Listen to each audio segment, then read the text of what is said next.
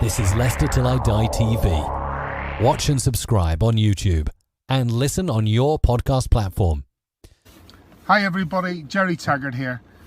Now be sure to watch Chris and Leicester Till I Die TV by subscribing on YouTube and following them on social media for all the latest Leicester City news and information. Come on you foxes! Strap yourself in, because we're set up, switched on and ready to go.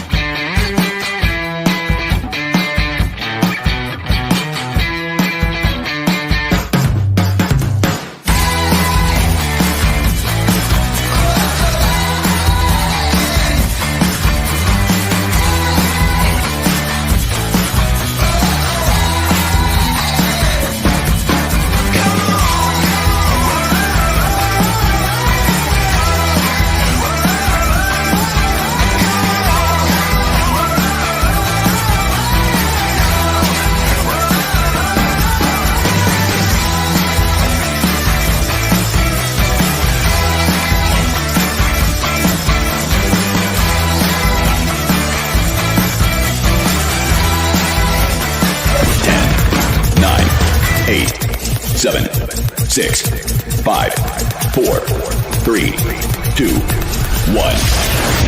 and it's live. Good evening, fellow Fox fans. How are we doing?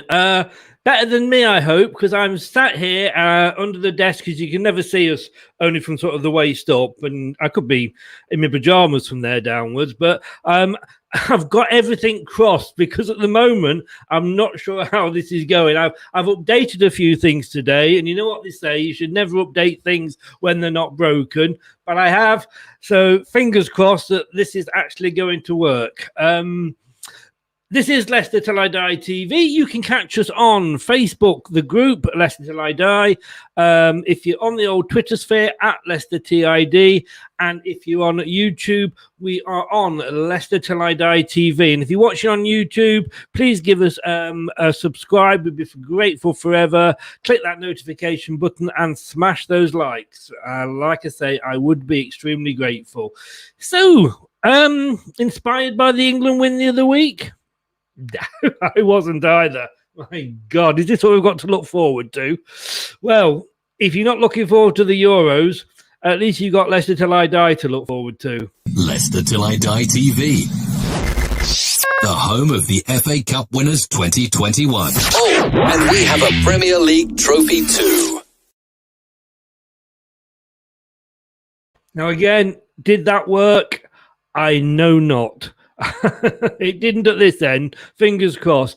Anyway, we are going to be special shows during the off season. I don't even know what I'm saying now. We've got some special shows coming up, and we're going to have a look back at last season, and we're going to invite a few friends from other channels along, usually those that have done worse than us, so we can laugh at them. I'm not going to lie.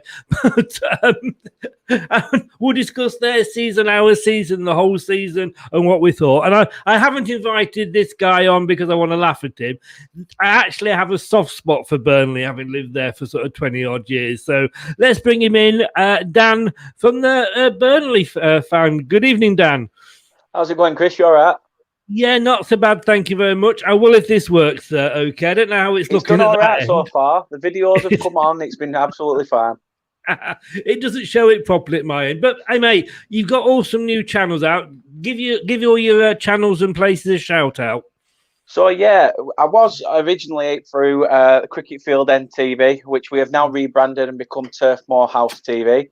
Moorhouse because of the last name and the brewery. I need to find out about that, as we've said. But yeah, it's my last name, and I thought stick Turf Moor in it. Why not rebrand? Go again on my own. I'm looking forward to the venture. It's something that I can put a lot more content out and a lot more time into it. And yeah, if you want to follow us, head over to @Turf Moorhouse on Twitter, Instagram, Facebook, and obviously on YouTube. Is it a bit sad that one of the things I most remember about Burnley is the breweries? No, not at all. That's all we had to go off round here. That's it. I tell you what, it was. Although I worked in Blackburn a bit, although I lived in Burnley, and I know that's a bit like a no-no. But because is the Thwaites building still? Are they still brewing from Blackburn? I'm not sure. If last thing I remember is the Thwaites Brewery's closed down now. Has it? Wow! It's because The I building's left. still You there. see. Yeah, that's it. It's not much income coming in. This is it. I'm going to say good evening to Andy, a Leicester fan. Now, here, I wasn't going to mention this, but seeing as he has mentioned it, you must get this all the time. Yeah. I got it in the middle of Liverpool. Me and the missus, a couple of probably about a month and a half back, ended up saying, "Come on, we'll go to where docks are," because I'd never been. So we went.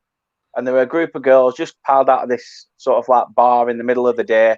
Oh my God, it's Ed Sheeran. I'm like, no, not having it. To be fair, somebody at work says I look like Seth Rogen. So I'll take what I can get, mate. I'll take what I can get.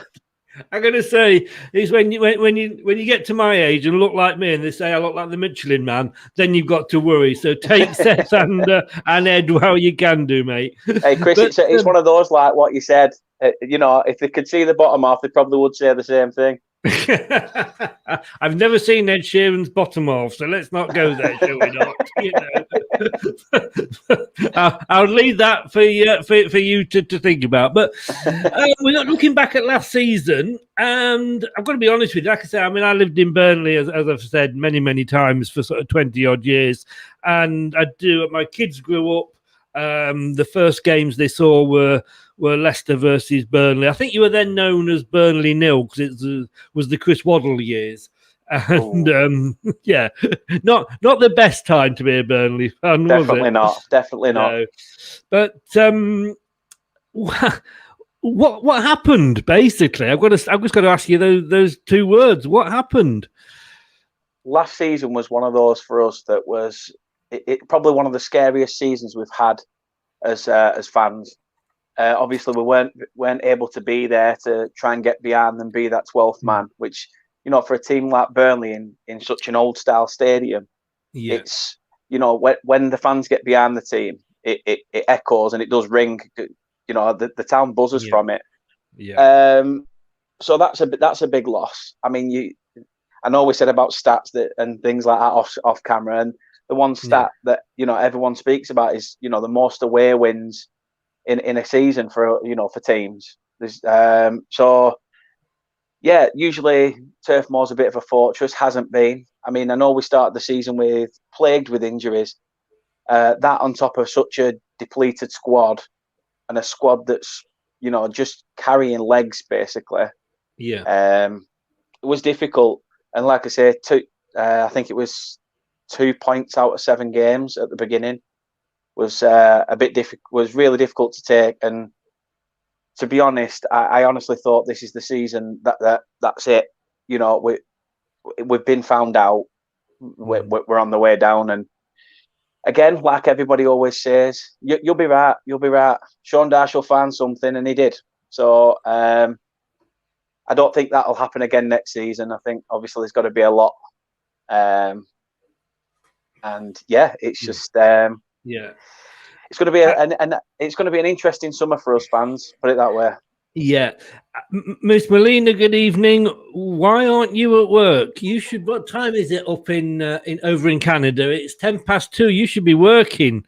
Honestly, these youngsters they can't keep off the phones when they even at work. I can't believe she told you she'd not saved you anything from that food. Oh well, I know. And I thought I was a friend, and she did not save me a food. I mean, how horrible is that? There's just no need, Mel. No need at all. No, that's Canadians for you, though, isn't it? I've never. Here we go. I'll tell you, I'm not using your bank, Melina, if you're working, but you got the stream open. Actually, I've got to be honest with you. I did pretty much a similar job working from home until I no longer am working, but. It's so easy to do when you're working from home, I must admit. Andy, we got your question, and we'll come on to that later about a certain Burnley defender. But Yeah, I mean, we didn't sort of spend much in January. And I don't think you spent anything at all, did you? Nothing, absolutely nothing. And it's only just come out now that, a lot of people was sort of at the board, which is a bit unfair in my opinion, because the new board, the new chairman had sort of only just took over at the beginning or back end of December, beginning of August. So they were still in that transitional period. For that to then, people were then saying sort of, what's going to happen? Are they going to chuck money at it? What this guy's got a Wall Street background. Boom, like money's just going to pop up out of thin air, and it didn't. And it's come out recently that it was Sean Dash that said, there's players on the market. Don't get me wrong, but those players aren't good enough to strengthen the Burnley team. So for him to come out and say that, give fans a bit more of a like, well, they shouldn't have been at the, knocking on the board's door, so to speak, when that was your opportunity.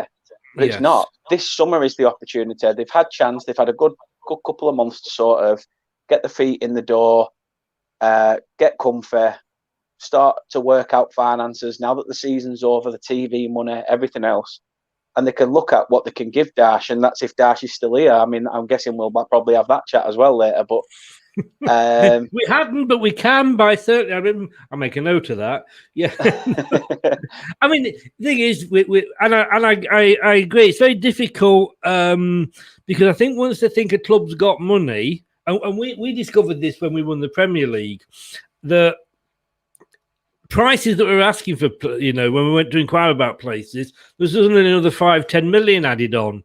Because like, you can afford it now, and you've got rich owners, you've won the league, and we bought a lot of players, couple that we've still got that we can't get rid of, that just were useless. So it's okay having the money, but it's getting the right players. Yeah. I mean, we've struggled with things like that. I mean, look at our summer window. We signed a third choice goalkeeper who the season before last was on loan at Ipswich, and we signed Dale Stevens from Brighton, who was, he wasn't getting game time. He'd been pushed out by the likes of Bissouma and, Pascal Gross and players like that. He weren't going to get in there. He was 32. Burnley was pretty much his last chance saloon at Premier League football. But we wanted him 4 years ago when he was probably, had a bit of legs. Since coming in, he's done nothing when he's played, and not a lot of people think much of him, to be fair. Andy has got a fixation here, and you need to get out more, Andy, because you ask every guest I have on, you ask if they're one of them on the Masked Dancer. And, it's got to be one of the.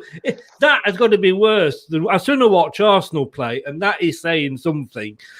I'm thinking he's only saying that because the car wash guy's sort of like a claret and bluey sort of colour. It's like a red and blue. Oh, is it? Oh my God! You don't watch it as well, do you? See, I wouldn't have known. I was flicking through the TV the other day, and it came on. Yeah. Well, we used to use that excuse, like, for Babe Station and things like that, didn't we? Honestly, I was just flicking through the channels,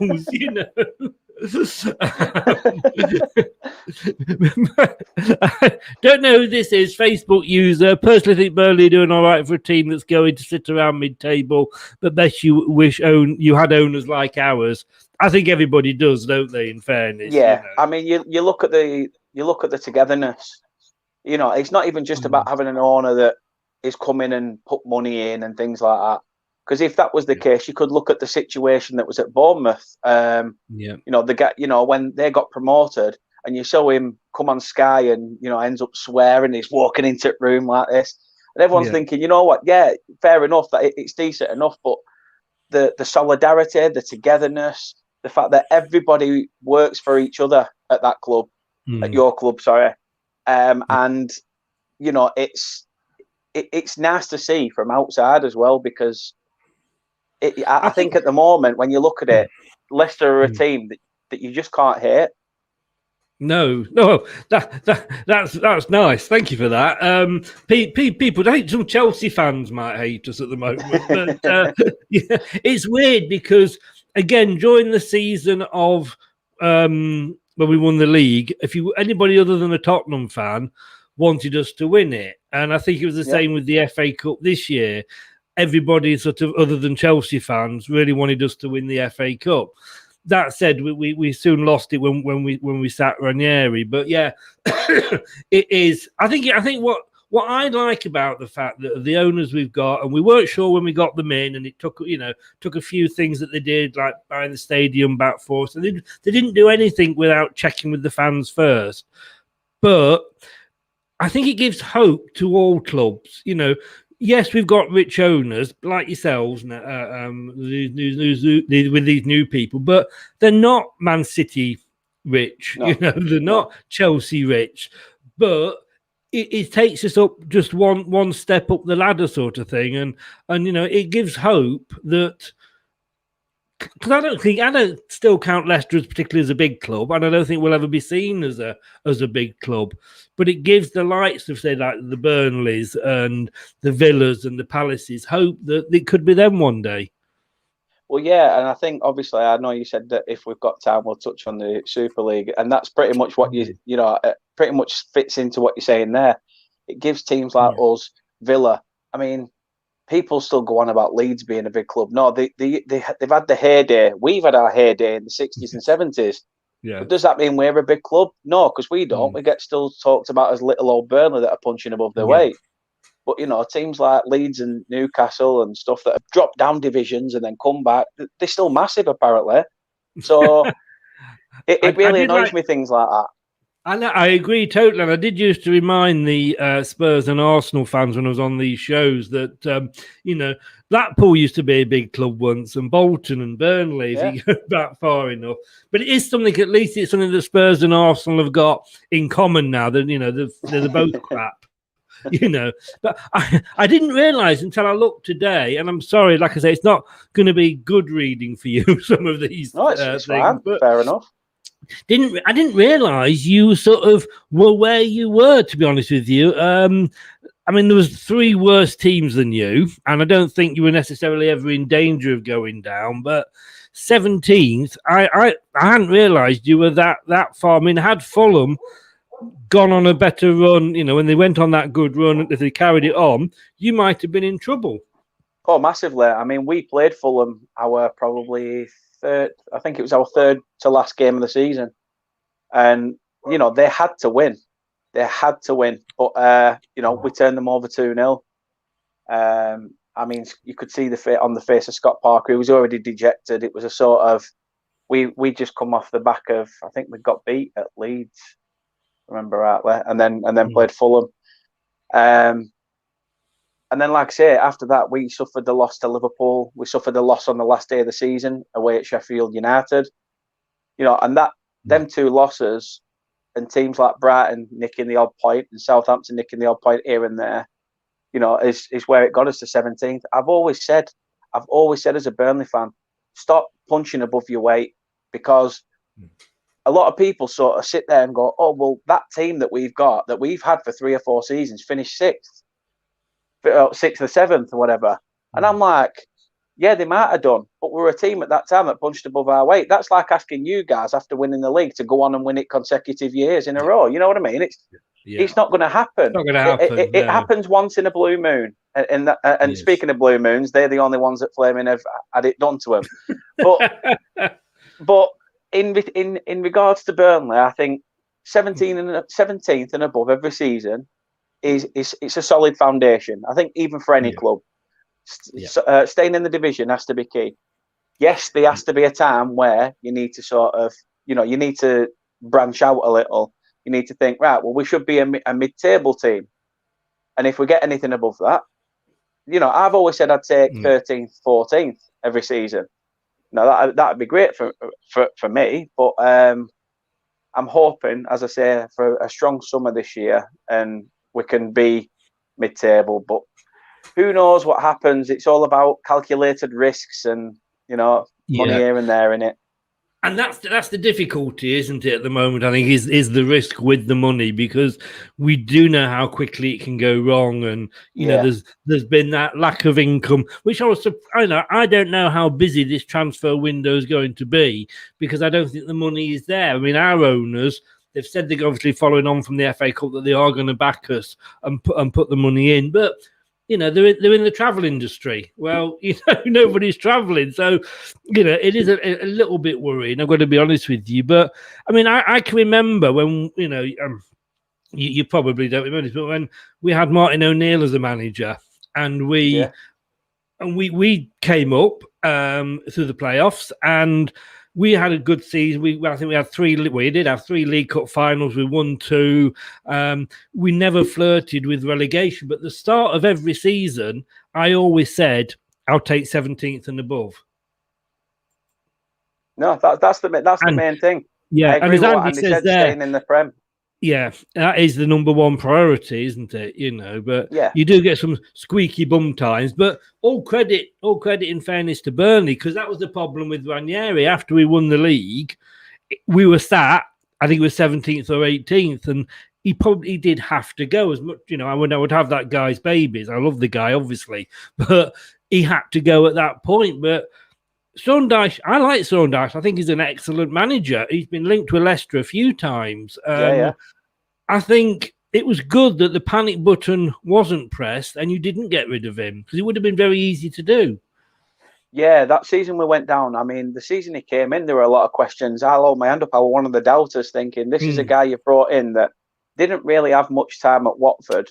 And I understand, he literally did every single job at Watford, from first team coach, youth coach, assistant under Malky Mackay, and then went on to become first team gaffer. But then obviously the Pozzo family came in, and it was a case of, right, well, we don't want you here, and they brought Zola in, and things sort of changed at that point. But this is a gaffer that hadn't been given a chance, and we took that chance on him. To be fair, I was there thinking at that point, people like Pardew, people like Big Sam at that time would have been brilliant, because we'd just come off the back of, like you say, it was Brian Laws. Jesus, don't even get me going into that guy. I remember Brian Laws. Who was manager when I first moved there? I actually was working with his wife, and I can't remember the guy's first name. Tennant. Somebody Tennant. Oh, Stan Ternant. Stan Ternant. That's it. Stan Ternant. Yeah. My God, I'm feeling old now. Oh, he's one of the best managers to ever grace the dugout at Turf Moor, in my opinion, for what he did. I know he inherited a team, but he sort of, it was that old school feel you got with Stan. That was, he ran the club. Like the chairman could walk in and say, "Stan, I'm only giving you 100k," and he's like, "Well, that's not going to help me put anything on the pitch. 200 or I'll walk." Yeah. And he sort of used to tell the chairman what to do. And in the end, in the end, after such a long reign, I mean, I cried as a kid when it was his final game and he were doing lap of honour out pitch. Because it was one of those. It's all I'd known was sort of the Stan Ternant days from recollection. Yes. But what a guy he were, and he's a character. He's a proper character off the pitch as well. I've been at a few sort of like vintage Clarets events, and we've played against them. I've played against them myself, and he wasn't playing. He was their manager. But when we went to the cricket club afterwards and had a few drinks, I mean, wow! When you see a bloke like that you've idolised stood there going, I was having a scrap with someone, and the next minute he did. We were tussling, and my pants fell around my ankles. But he talks with his hands. So when he's saying his pants went round his ankles, he literally undid his pants and pulled them round his ankles. And he's there at boxer saying, "I was stood like this. I'm stood like this," and we were like, "What's going on?" Like Stan Turner is stood in the middle of a pub in his boxers. What's going on? You would never get Klopp or Pep doing that, would you? Oh no, not at all, not at all. Stan strikes me as such a Mark Bassett character. Yeah, I can remember. I was working at just a sidetrack. I was working at the Burnley Express when I first came. Well, at the time, and I think we'd got promoted or won the something. We're doing, as all the papers do, a promotion special or something. Oh, was that in Millennium? That was at the Millennium, weren't it, when they came up from Division 1? Could have been. Division 2, Division 1. Could have been. But but his wife, I think it was Kath Turnant, was it his wife? Yeah, Kathy, yeah. She was working, and I was had only just sort of started there, so it was one of my first things. And she's saying, right, let's go through this, and I'll talk you through it. And she was saying, right, ring this person, and ring that company, they'll advertise, and do that one, they'll have an advert with you. And I turned around to her after a while and said, how do you know all these companies will support, a thing on Burnley? And she went, you are joking me, aren't you? And I went, no. She said, you don't know who I am? And I went, one of those typical, like, you don't know who I am? I went, no idea, and it happened to be Stan's wife, but I digress. A lovely lady. But I know it's all about staying up. I mean, you've got to get consistency. And in fairness, although it was disappointing, and I'll ask you this in a second, with Leicester twice not finishing in the top four, but, last season you were 10th. This season you were 17th. It's got to be a worry, though, hasn't it? Yeah, massively. Like I say, the lack of investment that we had, the chairman at the time, Mark Garlick, kept reiterating that, the money that we've got in the bank that's in the club coffers will, support this club for 10 years. But I'm not being funny, but if you give a manager money to progress in a league that you're in, then the repercussions and the financial benefits of that would also keep you, afloat for longer than 10 years plus. Yes. But it wasn't a case of, he didn't want to take a risk. He didn't want to stretch the budget. And Dash was always talking about it needs to be stretched. They need something to happen, but they were too busy, trying to offer a half-eaten chocolate bar and an empty packet of crisps for players half of the time. I mean, I look back at we were linked with Andy Robertson. I think we'd agreed a transfer fee. He were going to join us from Hull, and last minute Liverpool came in, offered him the terms he wanted, and there you go. It's been the same for a few players that we've sort of been looking at, and then they've gone on elsewhere and become great. I mean, I could go back as far as Lee Dixon. I mean, wow. he was, I think he had one game for Burnley at youth level, and the guy at the time said, "I'm sorry, you're not going to make it here," and went on to be an Arsenal great. So, yes, yeah. But when looking now at Leicester, I mean, there's a lot of Leicester fans are disappointed. And that's the word that I would use, where a lot of non-Leicester fans have been accusing us of bottling it, because twice we've we've been in the top four for 2 seasons, 37 out of 38 weeks. And both times on the last week we've come out. Now obviously we've got a cup, and we'll talk about that later, which kind of softens the blow. But when you look at Leicester, do you think yes we've bottled it, or do you think we're punching above our weight? Or no, definitely not. I think you had every single right to be there. You were getting the results. I mean, if I want to single anybody out, players like 𝕋𝕬𝕗, cropping up with winners from out of nowhere, and the form that he had at the end, towards the latter end of the season. Where did that phenomenal. come from? I'll tell you. Yeah. This is a guy that when you signed him, I was thinking, is he going to go on to something decent? The fact that Man City have let him go, is there anything in that? Yeah. That they didn't see anything, but he started to come on, and that's good, because you've got an aging Vardy in the squad now, and things like that. So it's good to see a bit of natural progression, meaning that you don't have to go further afield and go, right, well, we need to sign him and splash the money at it, because they know you need a striker. Yes. So it's in regards to the league form, I wouldn't say you bottled it. I think when it gets to that sort of business end of the season, it's so difficult to tell which way results are going to go. I mean, how many wins Sheffield United pulled out the bag once they had that big fat red R at the side of the name? Yeah.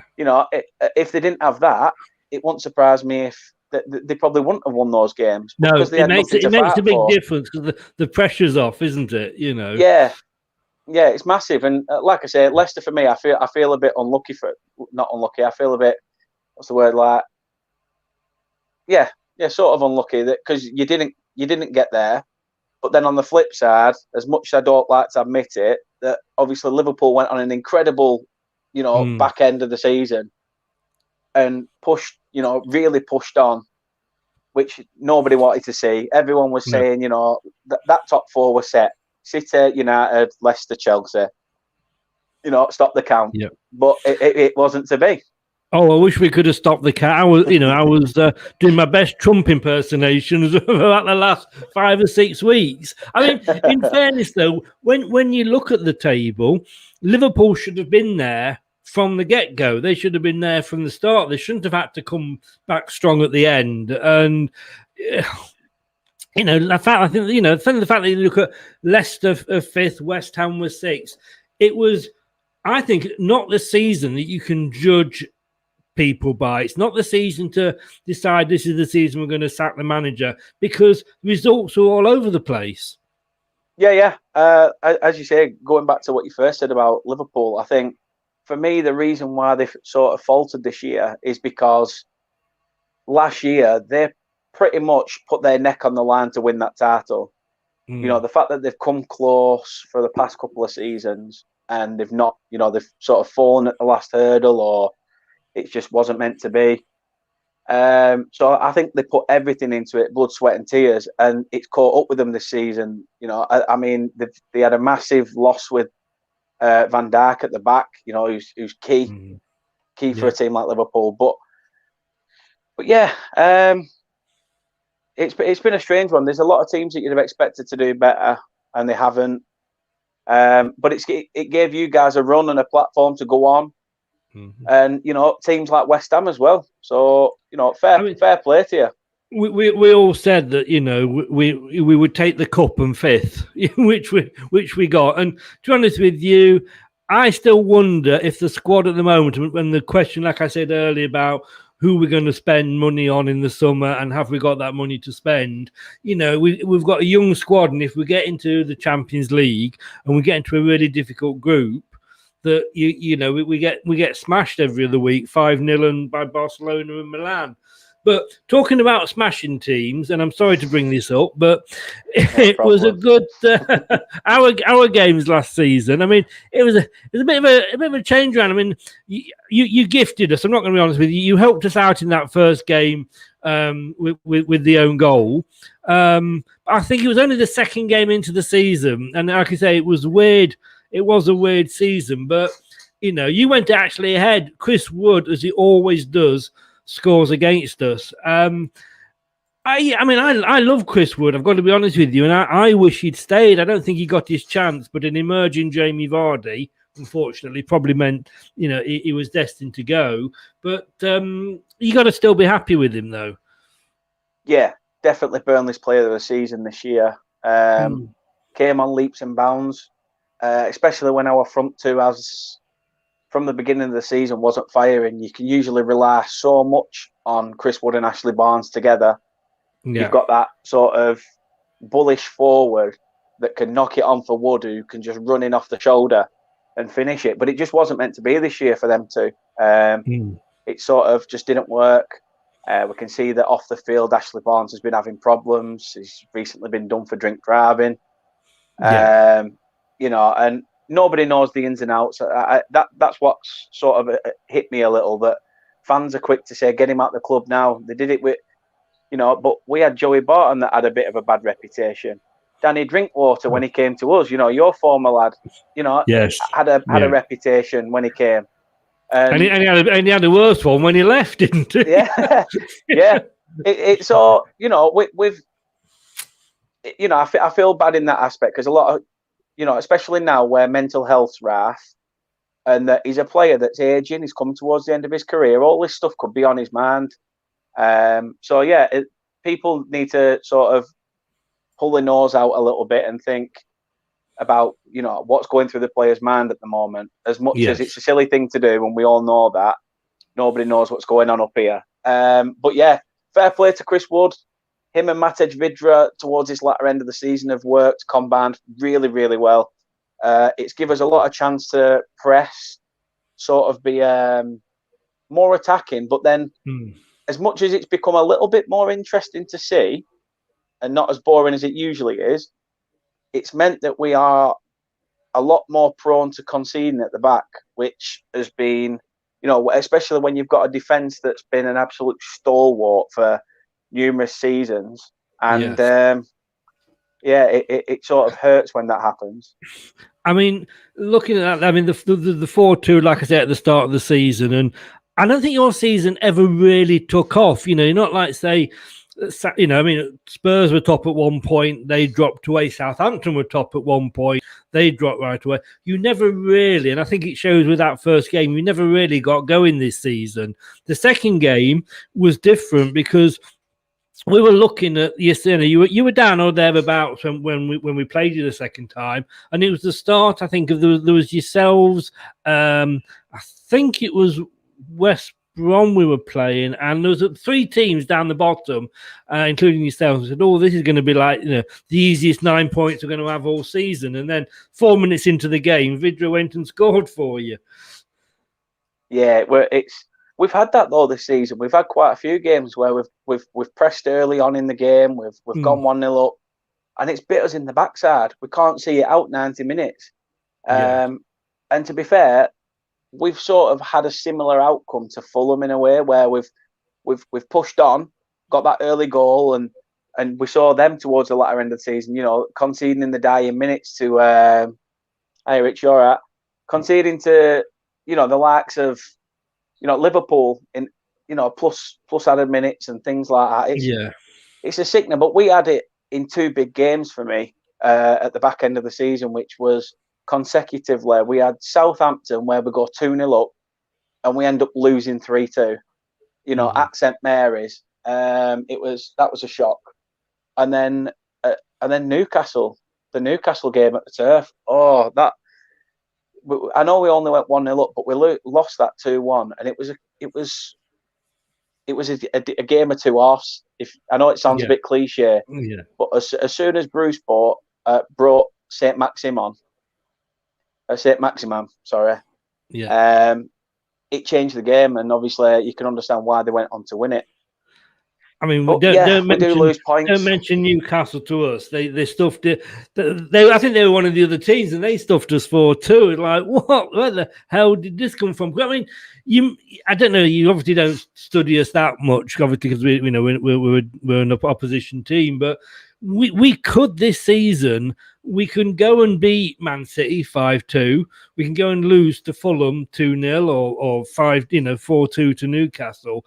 And, did you think sort of with that second game coming on? Because I said the problem there is that you need the points for a different reason to us, and wanting the points to stay up rather than wanting, and it shouldn't make any difference, but it's that little extra incentive other than, well, yeah, we're safe, we're going to go up, we're playing for Europa or Champions League, the fact that you're trying to stay up. And, do you look, when you were playing Leicester, did you think like, this is Leicester, they're having a bit of an up and down season? I wouldn't have gone out and said they're having an up and down season, but it goes back to what you said, of that sometimes there can be a bit of an arrogance about, you're up there and then you look at the table before the game. Oh, we've got Burnley. They're not playing that well. And as much as, we all know footballers have to be on their A game, and whether they're not, whether they are or whether they're not, a manager will come out and defend his team. It's a gaffer's job. Yeah. But there's got to be something in a player's mindset that goes, oh, I can just sort of play my own game and the result will come. Because they're not thinking about other players, or they're just thinking, I can play for me. I'll do what he says, but I'll play at my own pace, because at the end of the day, we've got this game in the bag. And when you got a team like us that sometimes can just turn up unexpected, like we did against Wolves, nobody expected that result. No. And I think I don't even think the players did, because, like you say, you're 4-0 up, 87 minutes in, you're still playing it to corner flag. That says something about how our season's been. Yes, but and it's all about obviously scoring goals. And you mentioned this before. I mean, you're top scorer, and then this is just the league. This isn't cups or anything like that. Yeah. Chris Wood, your top scorer, 12. Jamie Vardy for us, 15. Our second striker, 𝕋𝕬𝕣𝕗 𝕄𝕠𝕠𝕣, got 12, the same as Chris Wood. Your second striker got 3. I know, and 𝕍, the first half of the season, was having 10-minute cameo roles. Harvey Barnes got 9, and he was out for most of the season. Now, I don't know about your injuries, but, when your second and third scorers have got 3, that's always going to put your team into trouble. Yeah, massively. We were very weak at the beginning of the season. We had mass injuries to big players. We'd lost Ben Mee, we had no 𝕍𝕠𝕠𝕠. Pope had little niggles here and there. Jack Cork was out. Westwood was sort of not fully fit, but was able to play. When you're playing a centre-back partnership it even sounds a bit more like, it just sounds ridiculous. You've got Phil Bardsley on the right because Lawton were a bit, had a few issues. Barnes at the start as well had a bit of a groin injury, if I stand corrected. And then we had people like, I think we had Jimmy Dunn and Kevin Long at the back. And it was so hard to watch because you're like, oh my God, are these lads? I know Kevin Long's been at the club, his longest serving player, but he's sort of been a bit part player that's accepted that he knows that he's a bit part player and he's just enjoying. He's there for the ride, sort of, in my opinion. Yeah. Rich asks here, Rich, good evening, Rich, and also good evening to Jordan and Michael as well. Rich, has anyone got any football questions I can use in tonight's podcast? Rich, what was it like getting knocked out of the FA Cup in the quarterfinals by the eventual winners? There you go. That's a question for you, mate. Oops, did I say that out loud? I'm really sorry, Rich. Talking about tacklers, I mean, Wilfred Ndidi was our top tackler. We missed him when he was out. My God, did we miss him? Although Mendy did a fine job when he came in. Again, though, you look at our second and third, Youri Tielemans 86, James Justin. For me, he only played sort of 2/3 of the season, but he, to me, was my player of the season. I've got to be honest with you. And James, we're going to come on to James Tarkowski in a second. But again, those are stats that need to improve. Your top tackler there, 66, only just slightly better than a guy from us, who, although you did say James was out for a bit of the season as well. Yeah. Yeah, it is disappointing. I mean, Matthew Lawton, has been a sensation this season. When we lost Jeff Hendrick and he went on to Newcastle, he was sort of like the scapegoat. He only had to do one bad pass and the fans wrote his game off. And I think a lot of people was going to sort of start writing Matthew Lawton off. Yeah. And he sort of, before anybody could even say anything about him, he's already, established himself and was getting forward. We all season this season, we've not had a right midfielder. We've been having to play a centre mid at right mid. Goodmanson's been out. Brady's been released now, but he's had glass ankles for God knows how many seasons. It's, so he's had the opportunity to sort of tell the centre mid to sort of drop back a bit, and he's been the one that sort of engines down that right hand side. Yeah, and it's been brilliant to see. But yeah, Tarkowski's, hold on to that thought for 1 minute, because I will. I did warn you at the start that we were going to mention him. We'll just take a very quick 10-second break, and we'll maybe have a chat about our Mr. Tarkowski. Leicester Till I Die TV, the home of the FA Cup winners 2021. Oh, and we have a Premier League trophy too. Again, don't know if that played well, but I do like to rub in what we win. We don't win much, so it's nice to rub it in when we do. So, James Tarkowski, it started again. The links are coming up, and even in there, I was looking at the Burnley Express. I mean, I used to work there. Know Chris, the main sports writer there, very well still, and in their rumours, they've got us as the favourites to get him. And I mean, I'm looking here, and he must be your player of the season.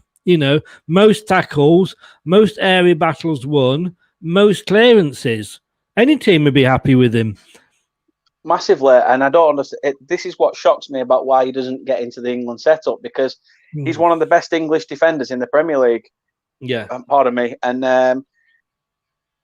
got them cans of gassy. Yeah, it's coming up that end. It'll be all right, mate. Yeah, that's true. That's true. Yeah, he's him. I mean, from a bad season perspective and things like that, he's got to be up there. Chris Wood for his goals, Nick Pope for some of the saves that have kept us in games.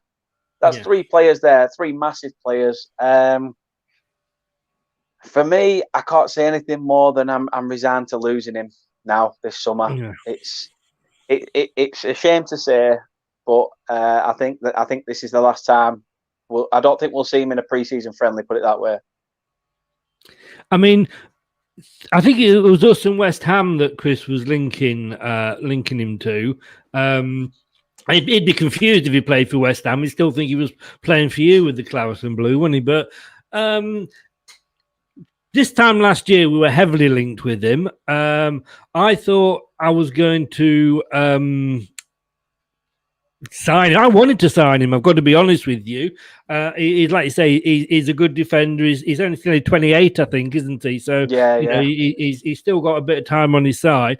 We obviously went and signed Fofana, and I have to be honest with you. I'm sorry, mate. He was fantastic for the money we paid for him, which was less than Sean was asking for James. He has been totally amazing, and my son wanted Wesley Fofana, and I had to admit, we probably made the right decision at that time. That said, we've seen with the injuries, as most teams have this season, that we were short at the back. You know, Wes Morgan is retired now. Christian Fuchs, although he's left back, he's retired.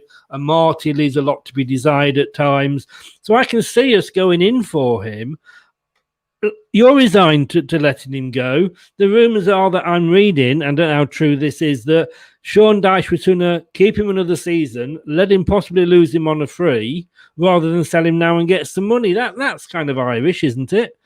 Yeah. For a club that's always, well, in the recent years said that we don't need to sell anybody.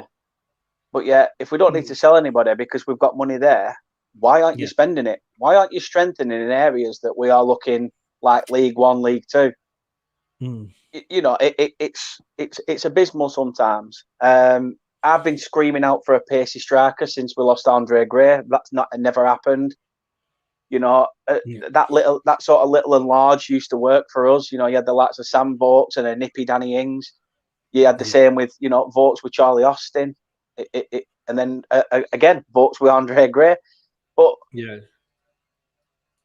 the sort of thing that gets me about the Tarkowski thing is, now that the new chairman's in, why can't he sit down with him and his representatives and say, look, the numbers you were offered by the last chairman, explain to me what those were, explain to me what your demands are, and we'll see if we can find a middle ground. Now, whether that's happened or not, I'm not too sure. But surely tying him down to another contract, again, as well, tying Sean Dyche down to a contract as well would be a big signing this season. Would be a signing in itself this year with only a year left.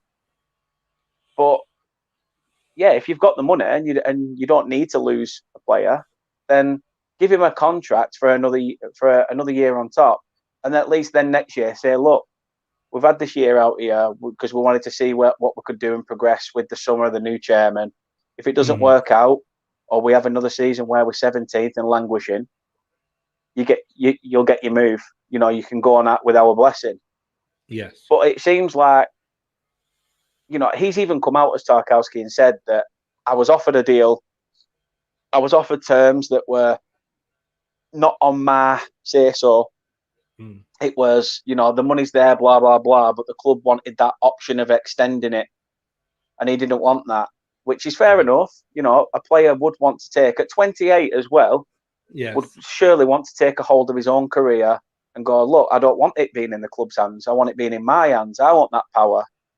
So fair play to him. I mean, he's been an absolute, just a standing player.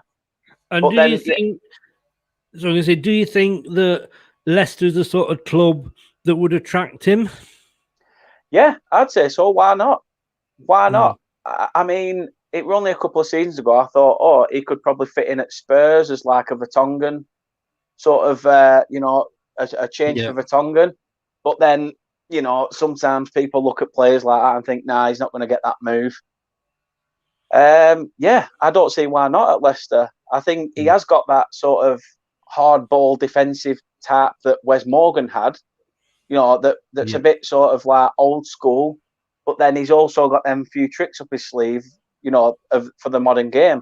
Yeah. Where he fits in is another question, with Fofana, Soyuncu, whatever he's called.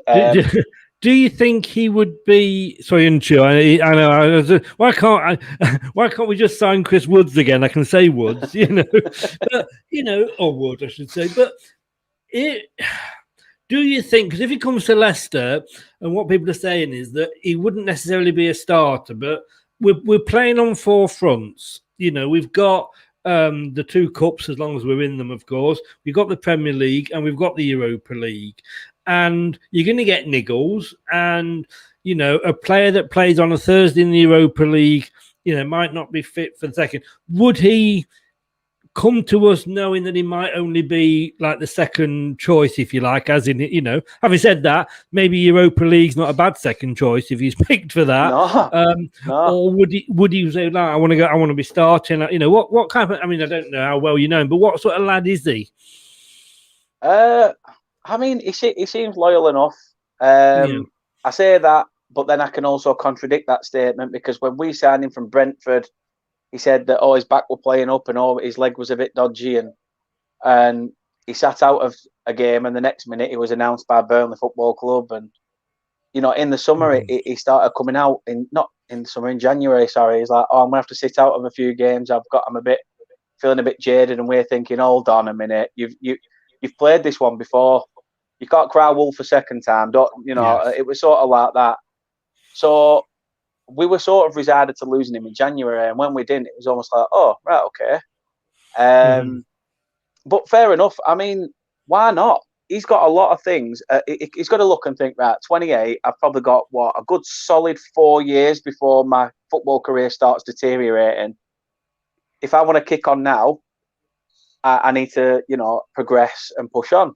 So why not a team like Leicester? If he's going to get in and play first team football week in, week out, you could see it more at West Ham, because are they going to stick with Dawson? Probably, potentially. But then you've got the likes of Ogbonna, who aren't really, pulling up, anything apart from, probably hamstrings. But but yeah, it's one of them. I think Leicester is a good fit, though, and I think it's good for his chances of England selection. It's good for him to push on, and he's got that quality around him that maybe push him on to the next level. When you've got that as well around you, it's strange. He goes with our well-wishers, and I've read that apparently they've already agreed, terms. It's a case of pretty much it's the clubs that need to agree. I read that today. Yes, it's just a case of price. Yes. Yeah, which we're hoping will be a little bit cheaper now that he's only got 1 year left on his contract. Well, I've said if we get anything near, if we get at least 25 million minimum, for me, for what he's done and the player that he is, I'd take that. I'd be happy with that. I'd be happy with that, because you wanted 40 last summer. Talking about players leaving, because we say the same now. We've gone from the club we used to be, which was we're having to sell players to survive and to keep going, to a club we don't have to sell now. But every club's got its every player's got the price. We didn't have to sell Harry Maguire, and I think you could see that if United, if you want him, you got to give us 80 million, and they gave us 80 million, and we're going to say no matter how good a player is, goodbye. But it's also the same with managers, and we touched on it earlier about Sean Dyche leaving. Everybody and his dog, if there's a manager's job going, Brendan Rodgers would be a good fit for that. When do you think about him? He's come back down. He didn't quite do it with Liverpool. He got them to the second that one season.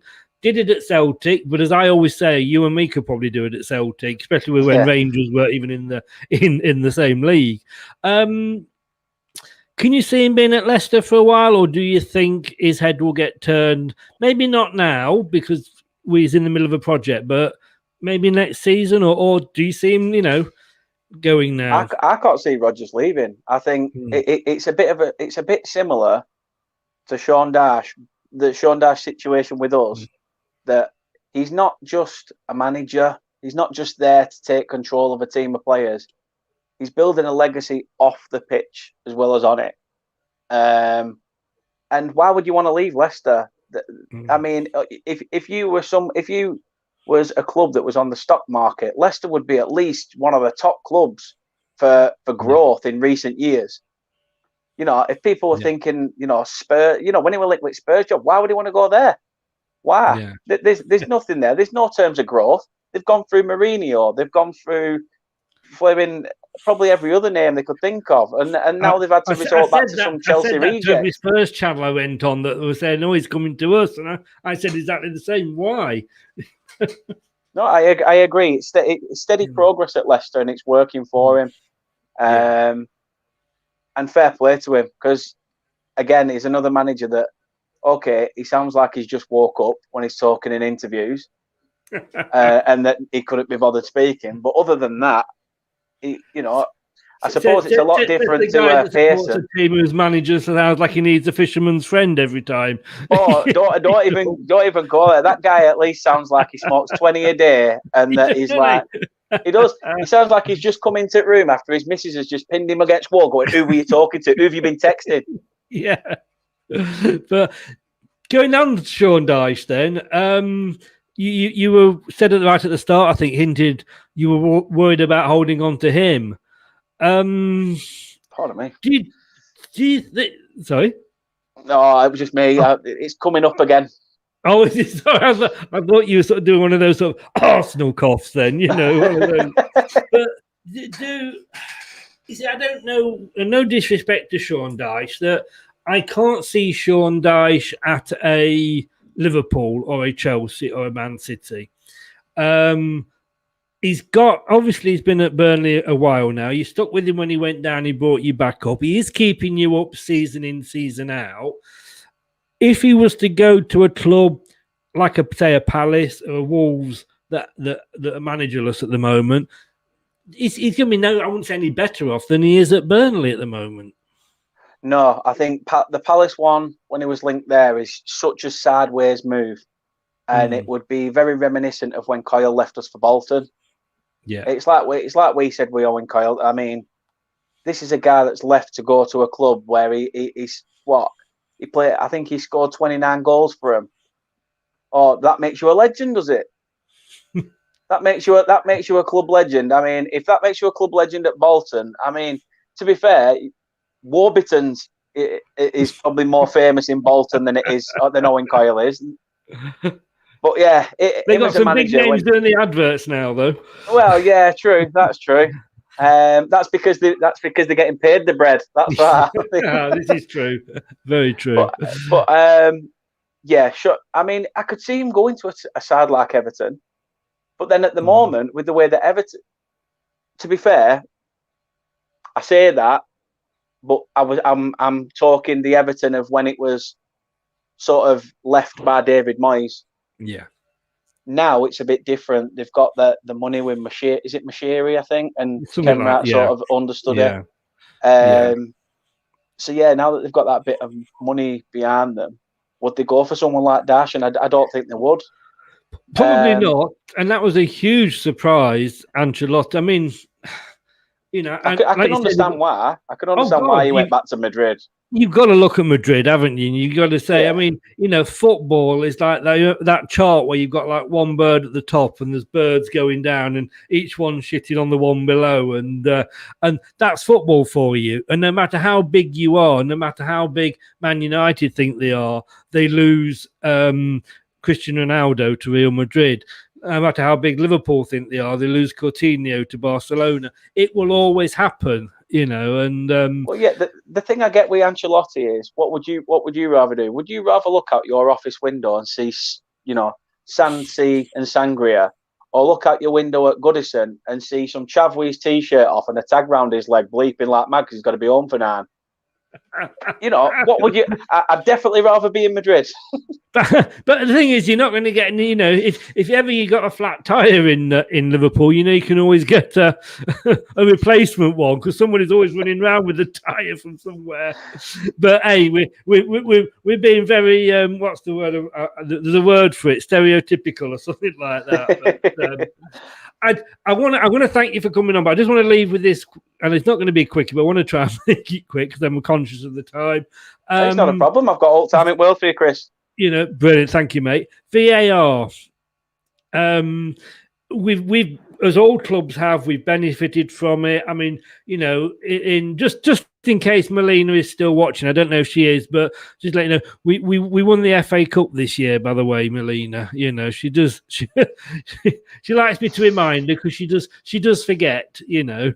But I forgot what my point. Oh yeah, the VAR.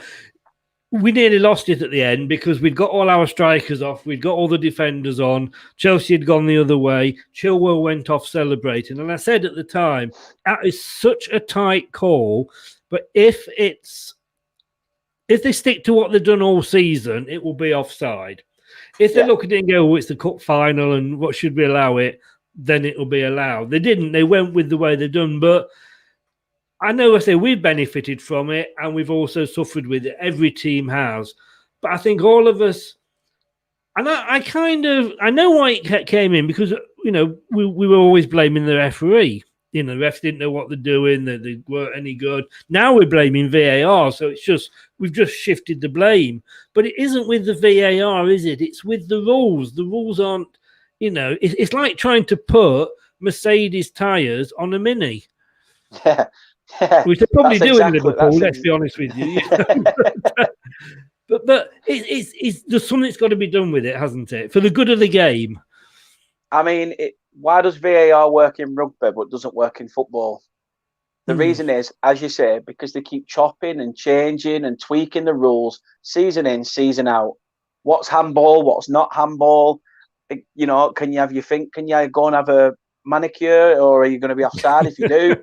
You know, what the situation is getting ridiculous. I mean, you're right. You have benefited. I will go back to that Chris Wood goal that should have gone in and Johnny Evans just flapping like a lost chicken being chased. Don't know what you mean. That was I do, Chris. I do. But yeah, I thought you said you'd forgotten the games. The more you talk about them, the more you remember. But but yeah, no. It's been so it needs tweaking a lot, and it doesn't help because it doesn't take a genius. Me and you could be sat in a pub watching a game, and the fact that you hear such and such like, oh right, Andre Mariner's refereeing the game, but someone like, I don't know, and you get a list of names going for you. You know, one of his mates is at Stockley Park. Yeah. Like John Mike Moss Dean. or something. Yeah, or Mark Dean, and. They're sort of there and just, you know, as soon as the referee gives that call, it's a case of, are they going to back him up so he don't look like an idiot because he's one of the better referees of the Premier League? And it shouldn't be like that. It shouldn't be like that at all. If they think he's got it wrong, then call it. You're not exactly telling him he's got it wrong. You're just telling him that you've seen it back firsthand on a screen and that's what it's there for. You're not there to tell the referee that they're doing the wrong job. You're there to just say, look, from the blind eye, I can see where you're coming from. From the angle that we've got here, it's concrete. And if you're not too certain, there's always the screen there for you to go and view it yourself. Yes. But for us, it's this, and we'll leave you to make your own judgment. But they don't. Yeah. Half of the time, they just let the referee pick what he wants and then sort of just go, right, it's your call. If you want to give it or go to screen, you can. And half the time, they just go, right, well, I'll just take it how I did. I mean, they need to make the rules, I think, fit VAR because, yes, I can see the VAR and, you know, why we wanted it, why we sometimes need it. It's like the goal line technology, you know, is the ball in, isn't the ball in? You know, it rings if it's gone all the way over the line. Unless you're an Aston Villa unless you're at Aston Villa. Well, this is very true. You've been on the bad end of a few, haven't you? but no, I just think I could say they need to sort the offside rule out. What is and isn't offside? For me, it's just where your foot is. The foot that is on the ground. Where is that? The way that these lines are getting so close, and like you say, maybe. We know VAR can see it from different angles. That's what VAR is there for. And I don't think they necessarily need to overrule the referee. But like you've just said then, Dan, it's, hang on, we've seen it from this other angle. You need to go and have another look at it. And always make sure that the ref goes and maybe have another look at it and he makes that decision about whether to change his mind. But I think as fans, whether it's Liverpool, Man United, Burnley, Leicester, we're all agreed something needs to be done with VAR before the start of next season. My only problem I have with it is that it wasn't intended to be used for, offsides when it comes to goals. It wasn't there to be used for build up to goals. I mean, it was meant to be used to sort of stop diving in the game. Yeah. And it's changed nothing in terms of diving. We can see when it's a dive. And I think, to be honest, that's a rule that needs changing. I think diving now needs to be wiped out. And if they're going to wipe it out, then it needs to be straight reds for people caught diving. Yes. I think because people will nip it in the bud. Yes. Like you say, they can see it straight away with the VAR. They should be messaging the ref and saying, when the ball goes out of play or you got to stop it, go back and, like you say, send him off for diving. But something definitely needs to be done. And we did say we would mention this, and that was the VAR. But I pressed the wrong one there. This is European Super League. Embarrassing. I've had longer nights with the missus than that lasted. I mean, I haven't. I have, which was very good.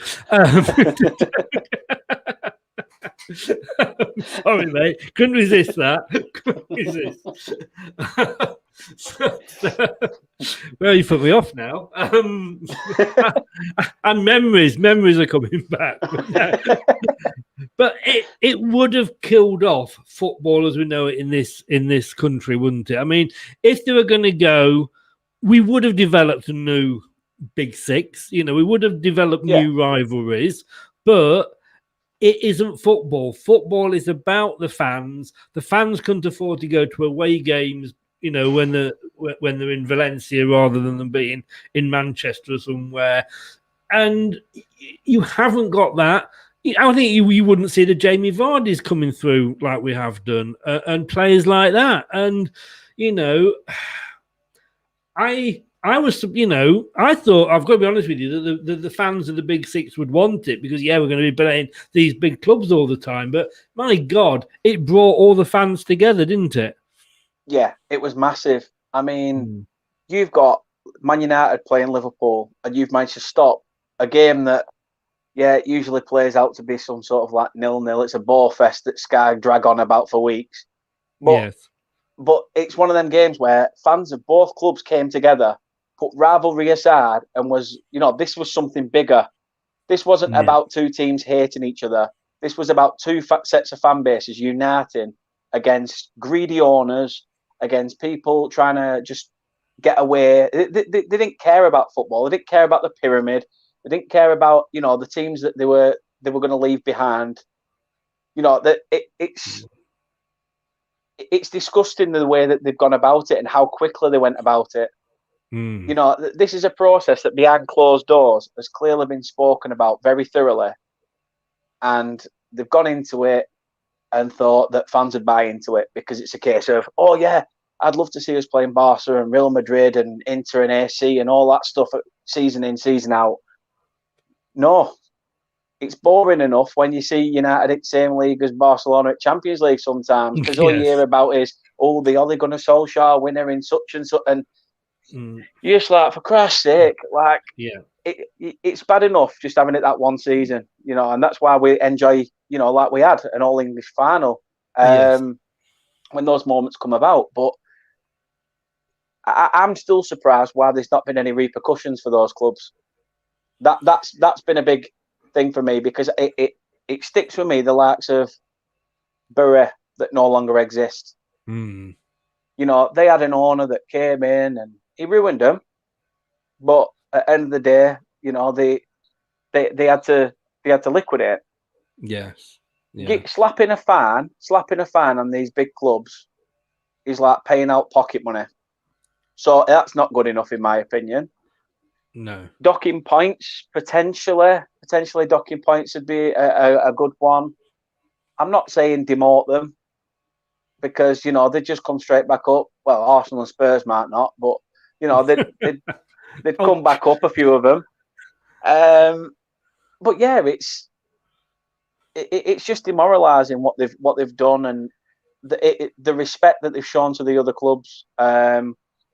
And you know, that old thing that they used to have in the 90s, where managers, when they used to face each other at games, would go into their offices after games, have a drink together.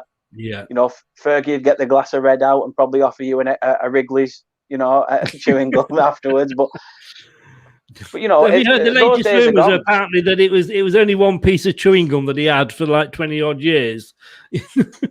Bloody hell! So his record was longer than the girl from Willy Wonka, then, weren't it? Yeah, allegedly. Funny thing, actually, you just reminded me, and I'm just trying to see, and I can't find it there, to be honest. I've lost it now, but it was asked by somebody earlier, and I get with the points deduction, but I can't see the FA slapping a fine on any of these clubs or doing anything, because the clubs will just go, they'll get good lawyers and they'll tie the FA up in court for ages and cost them a fortune. Leicester and Chelsea were fighting after the league game, following on from the FA Cup, and of course we all remember the Tottenham Chelsea fight when the night that we won the title, because it was a draw. And they've been in a lot of trouble since then, Chelsea, and they were threatened with a points deduction if it kept on going. And this has been about the fourth or fifth time they've been hauled before the FA. They still only got a fine. Should they have had a points deduction? And this is just me grabbing at the chance that I might still get a Champions League place here for Leicester if they do. No, I think they should do. Yeah, I mean, we've seen that they had a ban at one point, didn't they, where they couldn't sign anybody. They got put under a transfer embargo. So why not? Is it the only reason why Chelsea got put under that? Because Chelsea at the time, okay, they've come into money, yeah, but there wasn't sort of the big earners that have been around for years, you know, splashing the cash at the time. Yeah.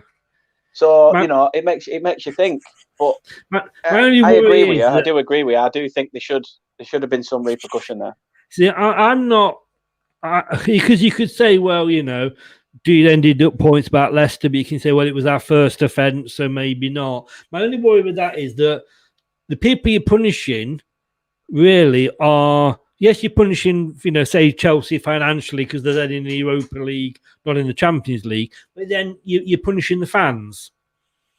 Yeah, but then I think half of the fans understand that, you know, that's again what takes me back to the day, you know, the likes of Wigan, Darlington, Borough, that have all suffered AFC Wimbledon. You know, they've sort of, well, Wimbledon FC as they were called then, but you know, they've started to rebuild. You know, obviously there's the franchise of MK Dons that came off the back of that, but yeah, these clubs have all suffered. Their fan bases have had to go through hell. You know, and United have lost fan base. That's why Salford City's here, because that was funded by a fan base that didn't agree with what the Glazers move and everything else, and they're sort of, you know, building. So yeah, I mean, if it's a case of thinking about the fans, and that's the reason why they haven't done it, then that's shameful. That's really shameful. Good evening, Doug. How's it going, Doug? Late as always, just as we're finishing. Oh, it's typical. He always sneaks up at last minute. Funnily enough, he's done that this season, his team, haven't they? They've snuck up last minute. I'm going to say, I could say something, but you've said it for me. So, boom.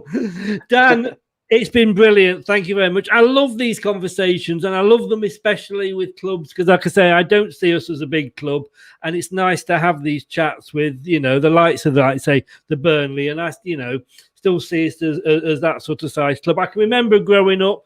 Like I say, both my son's first football games were at Burnley. I did go on to work with Blackburn Rovers, but I keep that a bit shush, But I did. I remember the kids saying, like, right, kids, you were born in Burnley. Now you can support Burnley because you were born here. I'll allow that. You support Leicester because your dad supports Leicester, but you ain't supporting Man United, Liverpool, Chelsea, or any of the big teams just because they're on telly. And they had the good sense to support Leicester. But Dan, give us a shout out for your new sites again. So yeah, it's 𝕍 House TV, and yeah, you can follow us on Facebook, Twitter, and Instagram, and on YouTube. And yeah, we'll follow back. We're not nasty. We won't. You're not proud, are you? No. So you follow anybody. You're a Twitter whore, really. I will. Oh, I am. Oh, talk dirty to me again. Can I just say, Doug? Thanks a lot. Doug, I just want to know if that's what he says to his wife every night. Dan, mate, it's been a pleasure. Look forward to next season, and I'm sure we'll pop up on some of the channels and bump into each other again before. Definitely. I'm going to go and enjoy the rest of the sun, guys. So, hey, you're going to put the hat on with it. Come on. Oh, hold on then. My mum's gonna hate me for this. Yeah, he claims it's his mum's, but yeah, this is what I turned on to earlier. I've got to be. I turned on. Oh, he definitely turned on. He was definitely turned on. I can tell you that.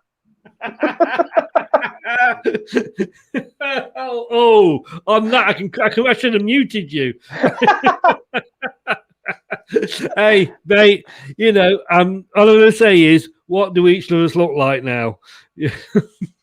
I didn't have a Burnley kit, so I thought I'd turn up like Burnley did towards back end of the season and just be on the beach. I just thought it was your weekend look, to be honest with you, but there we go. It usually is, but I've got a top underneath, so I thought I'd change it up a bit. Mate, take care, stay safe. Thanks very much. See you next season, definitely, and probably see you before then. Thanks for coming on. All the best. Cheers, pal. Cheers, mate. Take care. Thanks a lot. You too. Cheers. Oh, thanks to Dan there. Not sure about his dress sense. I think we're going to have to leave that out. Not mention that. I can just be honest. I sound like Kevin Keegan now. I'd love it. I would love Burnley now to run out for pre-season friendly wearing that just to see what he says. I can't see it happening though, can you? I can't. Hey, we're just going to do this, and then if I can press the right button, and then I can tell you what's coming up next week. It didn't happen in 49, 61, 63 or 69 when they reached the final. But the class of 2021 have delivered. Leicester City are FA Cup winners at last and are history makers at Wembley. Leicester Till I Die TV, home of the FA Cup winners. I'll never get bored of watching that. We're going to be back on Tuesday, 7 o'clock. It's Craig, Dean, and myself. And what we're going to be doing is going to be quite interesting. Pop in and join in with the chat because we're going to be picking our ultimate Leicester City 11, our Leicester City starting 11. Basically, we're going to have a formation, which will be a 3-5-2. You've got to have at least 5 current Leicester City players in there, but the other 6 can be players from any club that you want to buy, that up to 30 million. So you can't go out and buy a Messi, unfortunately, or Ronaldo or Aguero, but players up to, let's say, like Tarkowski. But would you drop one of our current players, Evans or Fofana, to bring him in. That's the dilemma that Dean and Craig are going to be trying to get their heads around on Tuesday at 7:00. Guys, thanks for tonight for watching, joining in. And thanks, like I say, to Dan from 𝕍 House TV. And I will see you on Tuesday night at 7. Have a good weekend and stay safe. Hello, Matt Elliott here. Be sure to watch Leicester Till I Die TV on YouTube and follow all their social media platforms for all the latest updates and news on Leicester City Football Club. Thanks for watching Leicester Till I Die. This is Chris saying goodbye and see you next time. Some people are on the pitch, they think it's all over. It is now.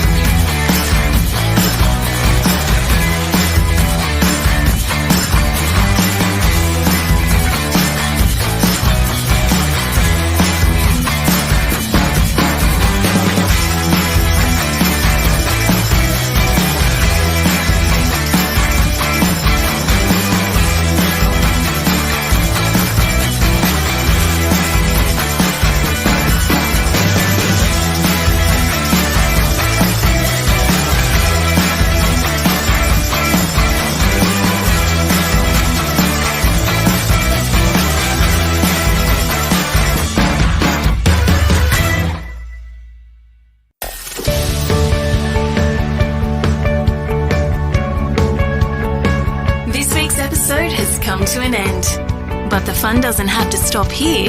If you have any questions, suggestions or feedback, head over right now to Twitter and Facebook and like, share and get involved. Join us next time.